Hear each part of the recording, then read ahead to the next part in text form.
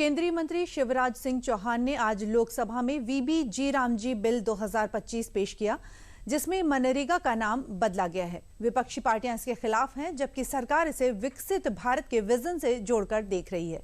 इस पर संसद में हंगामा भी हुआ है। दिखाते हैं आपको पूरी रिपोर्ट। मैं प्रस्ताव करता हूं कि मुझे विकसित भारत, गारंटी फॉर रोजगार एंड आजीविका मिशन ग्रामीण वीबीजी रामजी विकसित भारत जी राम जी बिल 2025 को सभा में पूरा स्थापित करने की अनुमति दी जाए। जी राम जी। विकसित भारत के संकल्प को साथ लिए नए नाम और नई पहचान के साथ जब मंगलवार को केंद्रीय मंत्री शिवराज सिंह चौहान ने मनरेगा की जगह लेने वाला विकसित भारत गारंटी फॉर रोजगार एंड आजीविका मिशन ग्रामीण बिल 2025 पेश किया तो सदन में इसके नाम बदलने के मुद्दे पर संग्राम छिड़ गया। कांग्रेस सांसद प्रियंका गांधी ने इस बिल पर सख्त ऐतराज जाहिर किया। आदरणीय अध्यक्ष महोदय जी, मैं नियम 72(1) के तहत इस विधेयक को पुनर्स्थापित करने पर अपनी सख्त आपत्ति दर्ज करना चाहती हूँ।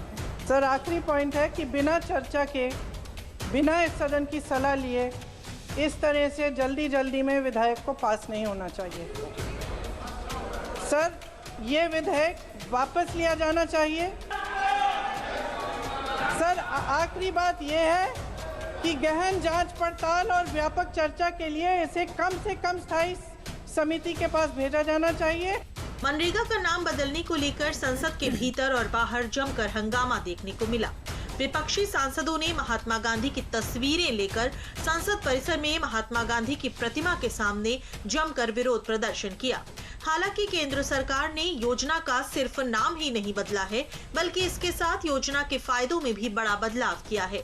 आइए ग्राफिक्स के जरिए दोनों के अंतर को समझ लेते हैं।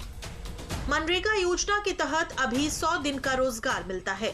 विकसित भारत गारंटी फॉर रोजगार एंड आजीविका मिशन ग्रामीण वीबीजी रामजी के तहत साल में 125 दिन काम मिलेगा।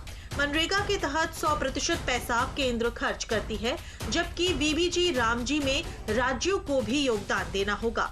अभी पेमेंट 15 दिन में होती है, जबकि वीबीजी रामजी के तहत पारिश्रमिक का भुगतान 1 सप्ताह के भीतर करने का प्रावधान है।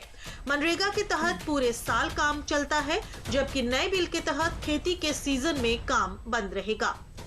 सरकार का कहना है कि ये बदलाव विकसित भारत 2047 के विजन के तहत होगा, जबकि विपक्ष इसकी मुखालिफत में खड़ा है और नाम बदलने के खिलाफ आक्रामक नजर आ रहा है। ऐसे में बिल के पेश होने के बाद इस पर होने वाली चर्चा से क्या निकल कर आता है, देखना दिलचस्प होगा।